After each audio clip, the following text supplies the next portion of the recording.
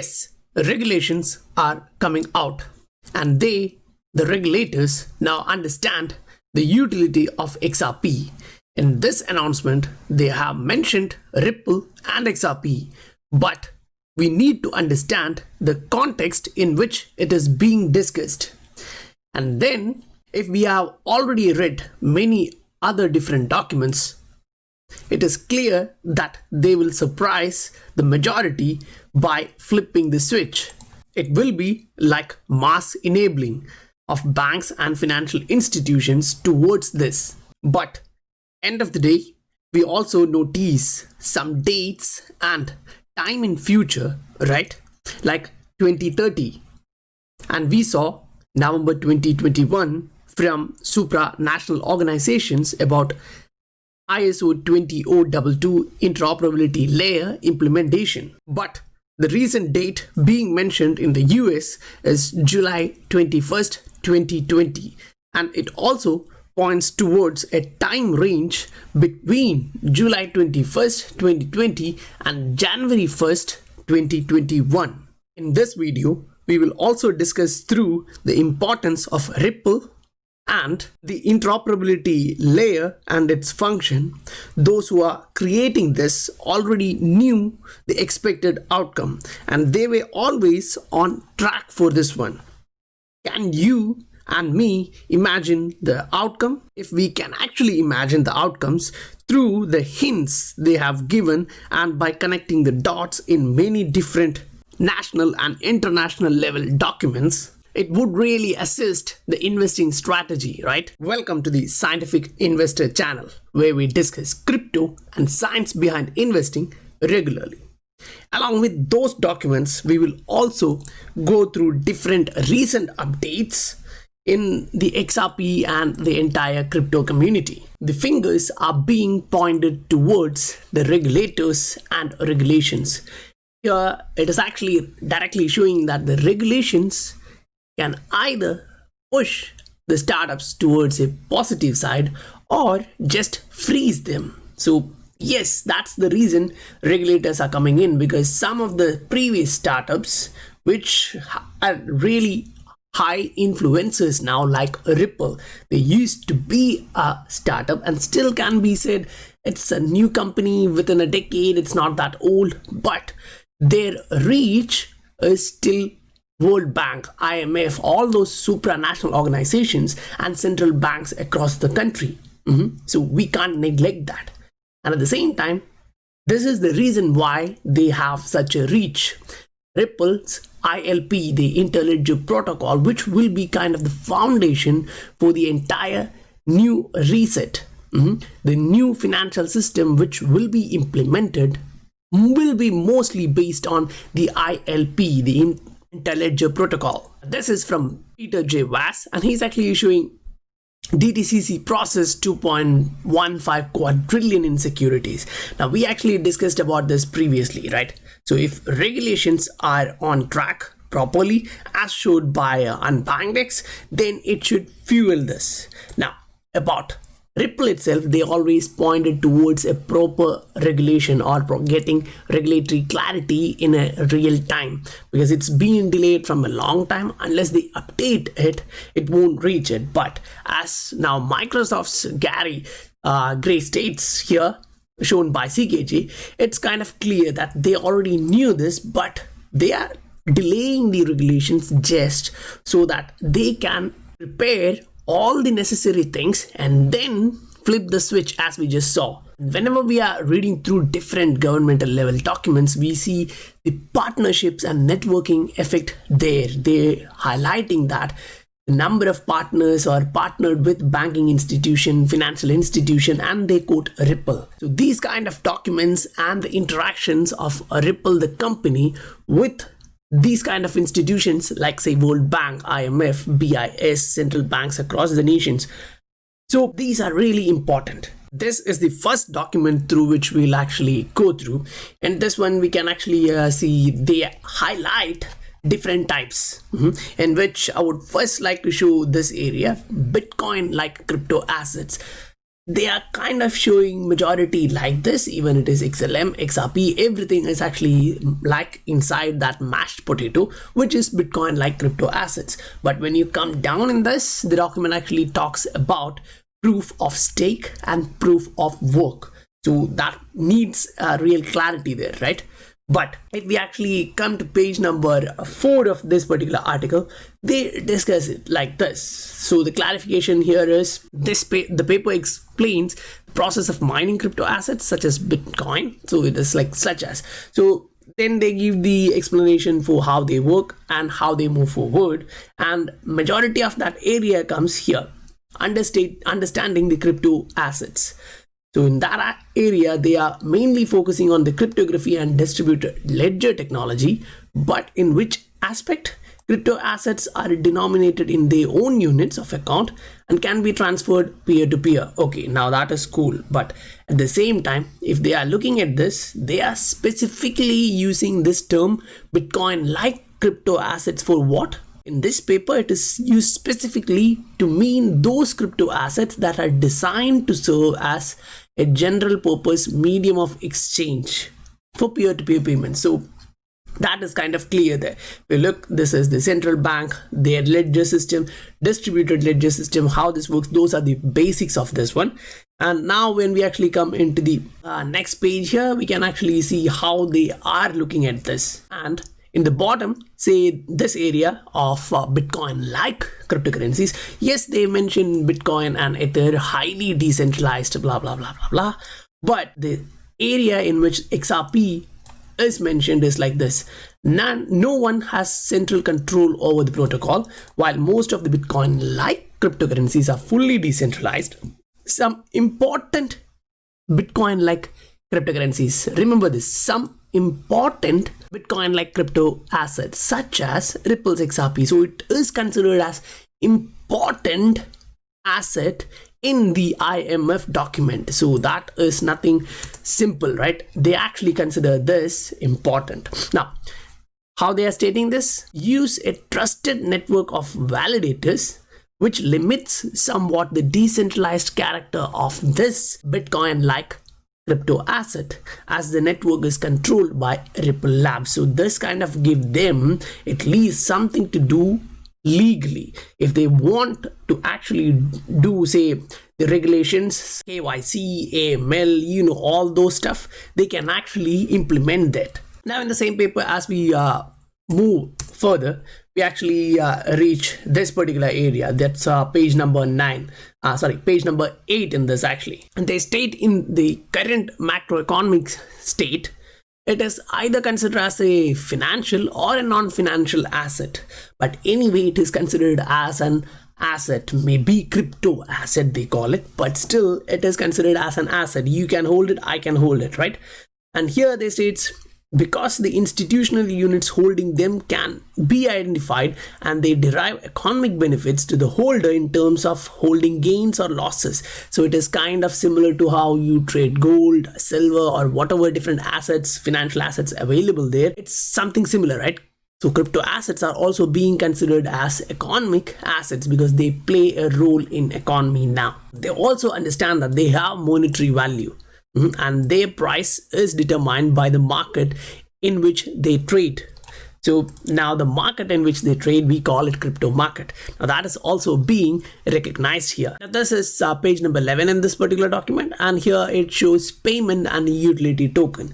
So there is a separate category given for this. Why? Because they are always concentrating on payments, because this total assets in this new technology is actually pointing towards majority of use cases for payments, whether it can be remittance, it can be for all different transactions, messaging system for payments, settling system for payments, but it's all about payments, right? Exchanging value, because these tokens are kind of set as value and they help in exchanging the value. And they also understand that crypto assets are new type of assets that do not exactly fit into existing categories of assets.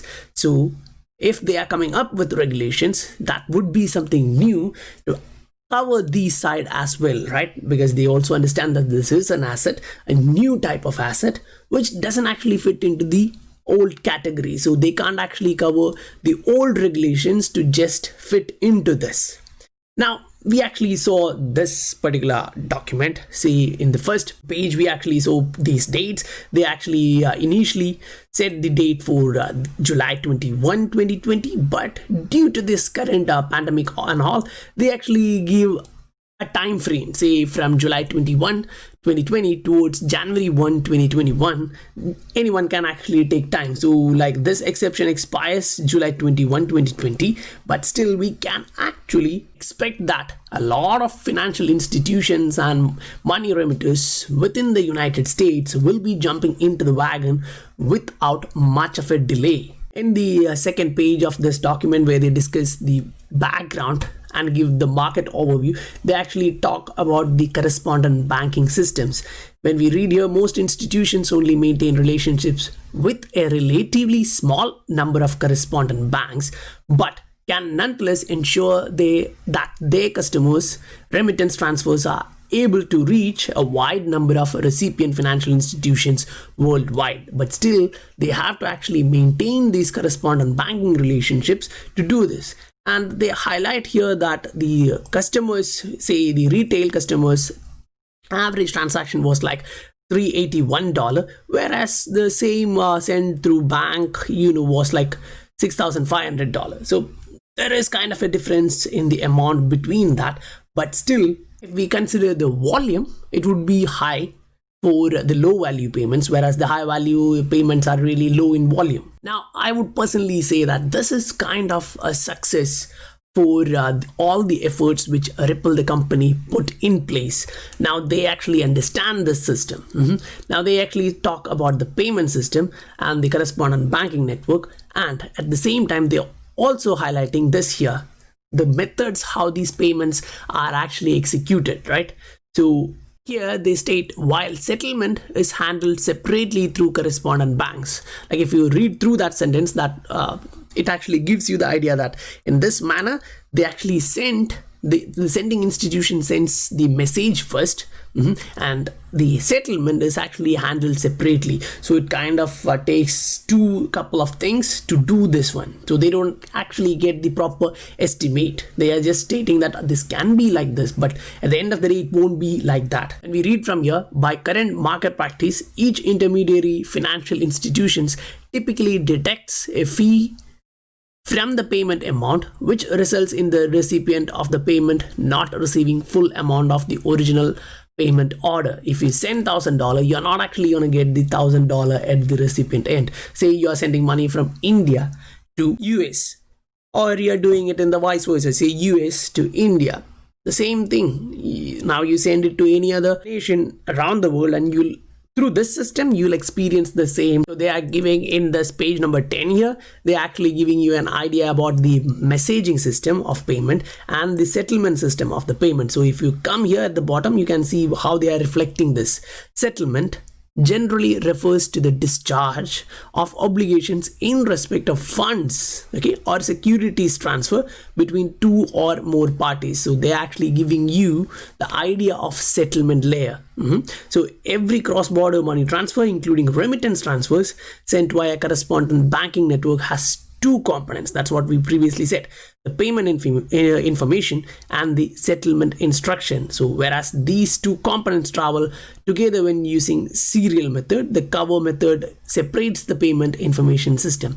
Now this is what is being operated all around the world as of now, and that is the area where they talk about XRP, which can be used to effect settlement of those transfers, meaning Ripple can actually send the message, which offer both payment messaging and supporting cross-border money transfer, but at the same time they actually use XRP to fund that settlement. They understand this now. So that is where the role of fintech, the financial technology, is playing in this revolution, right? Because they understand it's not only SWIFT and the old method. SWIFT is also coming up with their new initiative, that is the GPI, or Global Payment Initiative.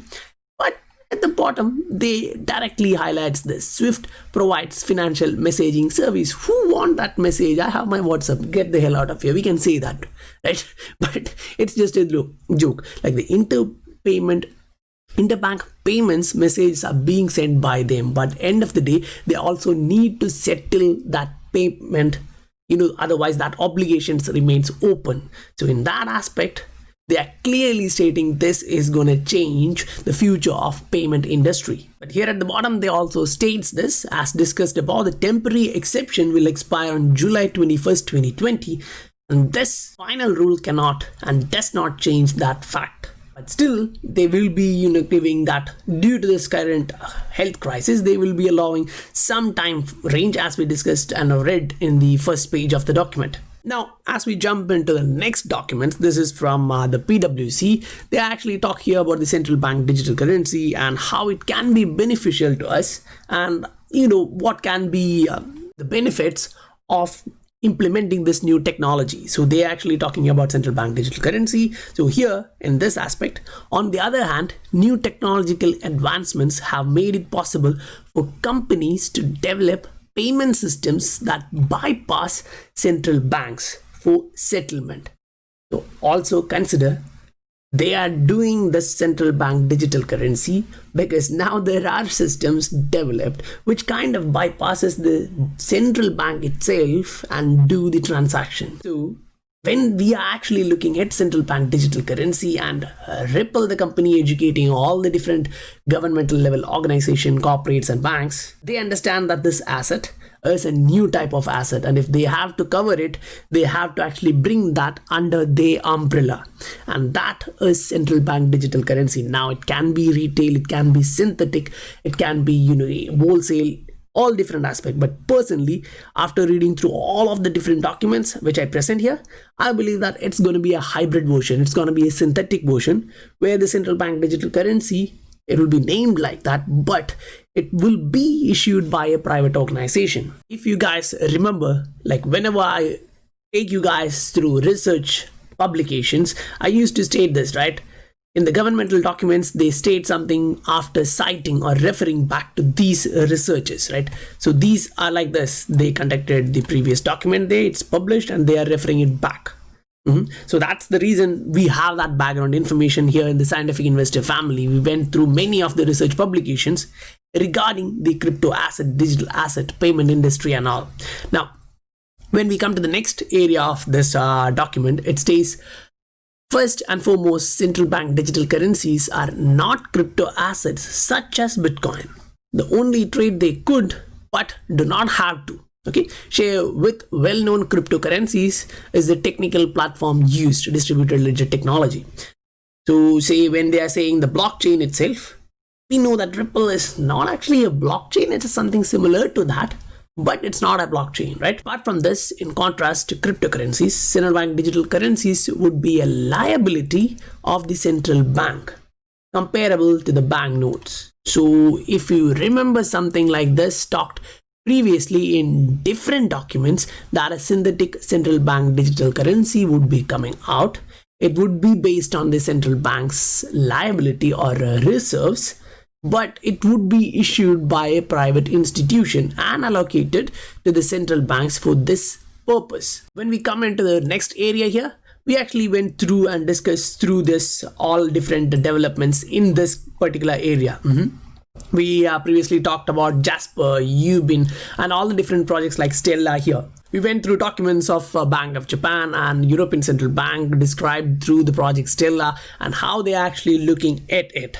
So this way, they can't actually take out all the benefits. But remember, when they are showing you the benefit, pros and cons, they would be actually concentrating much more on the cons here. Why?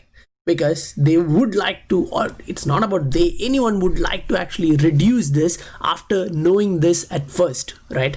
So cryptocurrencies that have no link to a conventional currency display a high level of price volatility and are thus subject to speculations. Now, yes, most of the assets, if you are considering something, if you're considering that as asset, it would be subjected to speculation, that is for sure. And if we are going to central bank digital currency, there would be competition between commercial banks and central banks as the payment industry is actually changing itself. So they actually see a risk of bank runs if they are going for retail central bank digital currency.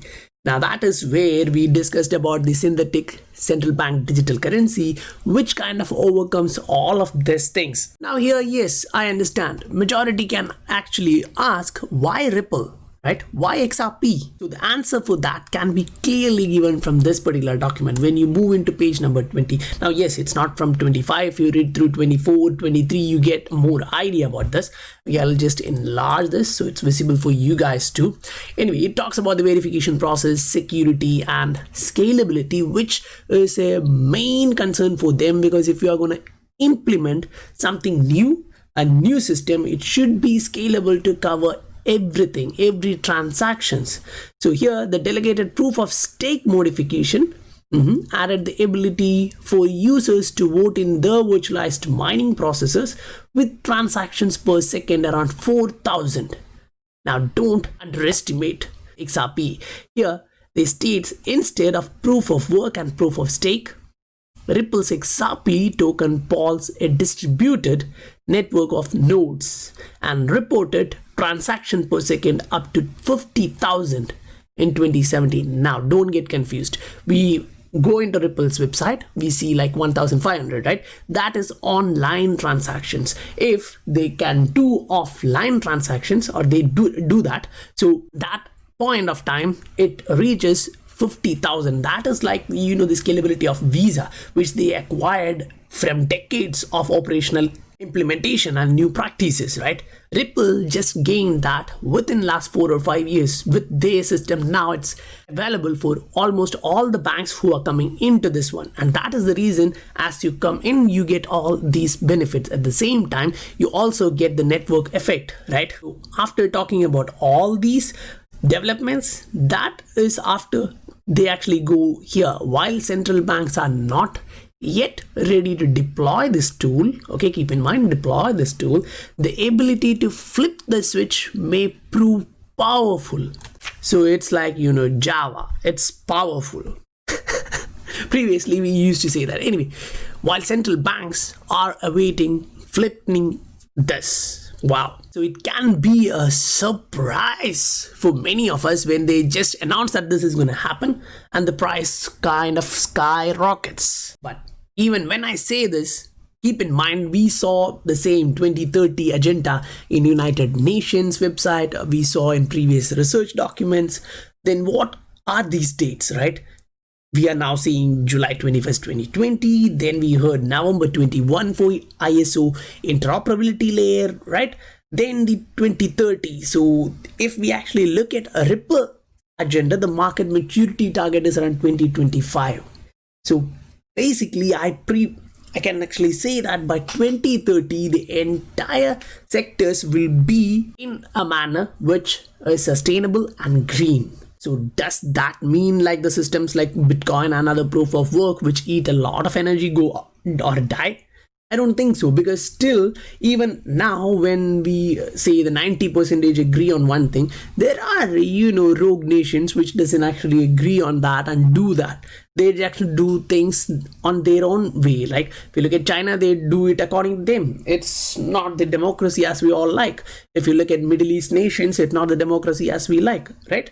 So in that aspect, yes, 90% would be following this agenda, but 10% would be there to trade that. But that makes that within next decade, the investment which we are doing here would be actually fruitful in a way which is unthinkable, because majority of the money which is currently flowing into this market can be into all the different assets. But as the market matures, majority of us will understand that no one can actually neglect XRP. When regulations are being made just to accommodate this one, like in this document, we are not seeing Ether, we are not seeing any other shits, right? Even Dash was being used for currency transfers, right, previously, but it is not being mentioned in any other governmental level documents like this, highly influential documents. So as these are like building blocks being laid over time, we just saw Christopher Green coming out and stating about XRP, right? So guys will actually slowly understand that this is happening and they will start investing in XRP. But by that time, the price would be so much higher in the market cycle. It would not be like accumulating it. It would be like, can be said as reaccumulation, but it won't be the best time to do that. So as of now, others call us fools and the idiotic hypers of XRP. It's okay for us because we understand what it means to be an accumulator of XRP. And we really understand that accumulating XRP is the way to go. If you like the content, do hit that like button and the subscribe button along with the bell notification icon.